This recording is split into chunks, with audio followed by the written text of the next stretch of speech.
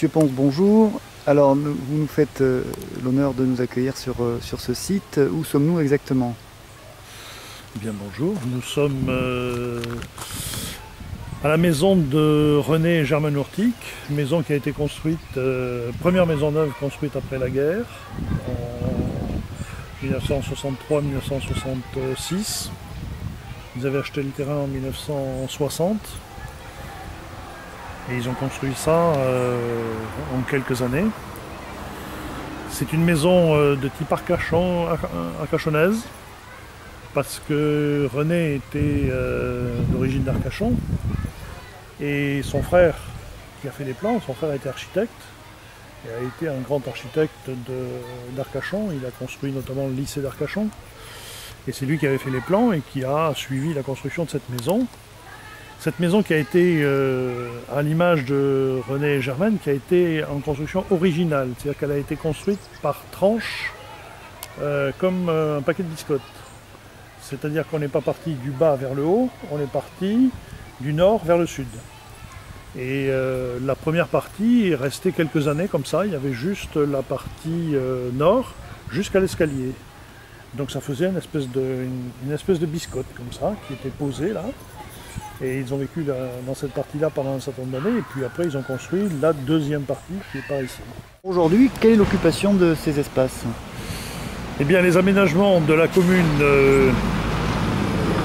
ont fait que sur la partie rez-de-chaussée a été aménagée une halte garderie pour les enfants le matin et pour le soir, avec la partie sanitaire, douche, etc. À l'étage, une partie bibliothèque pour les enfants, une partie bibliothèque pour les adultes et une salle multimédia avec des ordinateurs. René Urtic était d'une famille d'Arcachon.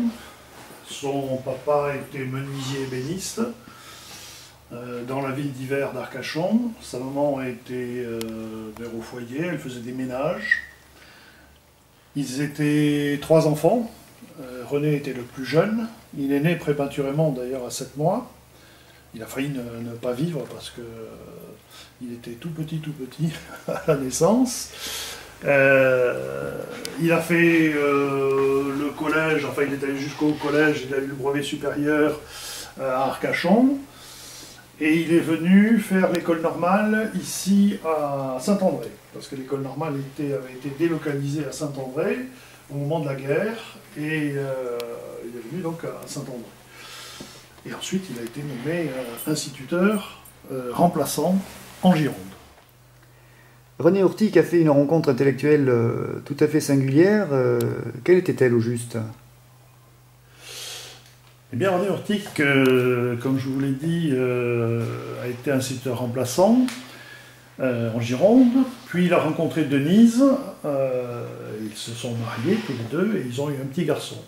Mais c'était au moment de la fin de la guerre, et pour obtenir une nomination en commun, il a fallu qu'ils demandent un poste dans des départements déficitaires, et ils sont partis comme ça dans la Marne, et ils sont arrivés dans un petit village à Bergère-sous-Montmirail. C'était en 1945, dans des conditions extrêmement difficiles, et ils étaient instituteurs tous les deux. Et dans cette Champagne, qu'il ne connaissait absolument pas, il a fait la rencontre d'un inspecteur qui, le voyant travailler dans sa classe, parce qu'il faisait des tas d'activités manuelles, il faisait un ciné-club, il faisait déjà beaucoup de choses dans sa classe, lui a conseillé de se rapprocher de la pédagogie Freinet, des techniques de Célestin Freinet, et c'est comme ça qu'il a rencontré le mouvement Freinet, et qu'il a commencé à participer à ce mouvement pédagogique. Il a créé un journal dans son école. Et puis les drames de la vie ont fait que sa femme est morte électrocutée en 1948 à Bergère-sous-Montmirail, et ça l'a amené à quitter la Champagne et à revenir en Gironde. Mais il est toujours resté instituteur, il est devenu très actif au mouvement Freinet. Il a rencontré Germaine, avec qui il s'est marié, et ils sont arrivés en 1952 à Teuillac. Dans le mouvement Freinet, il a occupé des postes importants, d'abord parce que c'est devenu un ami de Célestin Freinet, qui est d'ailleurs venu plusieurs fois ici à Teuillac. Et il a été président de la CEL, la coopérative de l'enseignement laïque, parce que Célestin Freinet, qui avait besoin de matériel pour sa pédagogie, avait créé une espèce d'entreprise coopérative. Et René a été président un certain nombre d'années de cette coopérative. Et que peut-on dire de l'enseignant Ourtic sur la commune de Teuillac? Eh bien, René Ourtic, par rapport à Teuillac, a été instituteur de 1952 à 1965. Il est ensuite devenu directeur de l'école normale annexe à Mérignac. Mais il revenait tous les week-ends ici à Teuillac. Et en 1979, il est devenu conseiller municipal puis adjoint. Et puisque nous avons été élus ensemble en 1979, et il a donc été élu jusqu'en 2001. Et il a été mon premier adjoint pendant toutes ces années. Et moi, je suis un ancien élève de René Ourtic. J'ai été son élève de 1955 à 1960. Et donc, René et Germaine avaient décidé,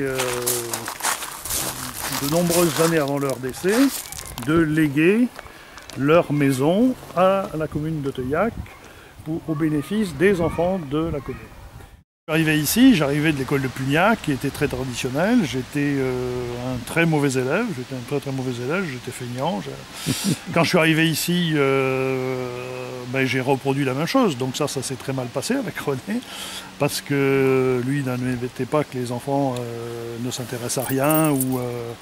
Donc il a mis les choses un petit peu comme il fallait. Et puis voilà. Et par quel biais vous avez réussi à vous épanouir, à trouver votre place? Parce que on faisait des tas d'activités, on faisait du jardinage, on faisait de la céramique, on construisait des moteurs électriques, on faisait de la peinture bien sûr. René n'était pas très dégourdi en expression musicale, c'était pas trop son truc. Alors on en faisait un petit peu, mais pas beaucoup. Mais on faisait des tas de choses, et puis on était complètement ouvert sur le village. C'est pour ça qu'en 1958, on a eu le premier poste de télévision du village. La coopérative scolaire a acheté le premier téléviseur. Et on a fabriqué immédiatement, on a mis en place un téléclub. C'est-à-dire que les gens, on leur vendait des cartes aux gens du village, et ils venaient voir la télévision à l'école, et ça faisait des sous pour la coopérative. Et avec ça, on faisait des voyages scolaires, les châteaux de la Loire, enfin on a fait des tas de voyages scolaires. Et voilà, on fabriquait des tas de choses. On fabriquait une carte électrique, on fabriquait des tas de choses qui étaient à la fois ludiques, mais aussi d'un intérêt pédagogique certain.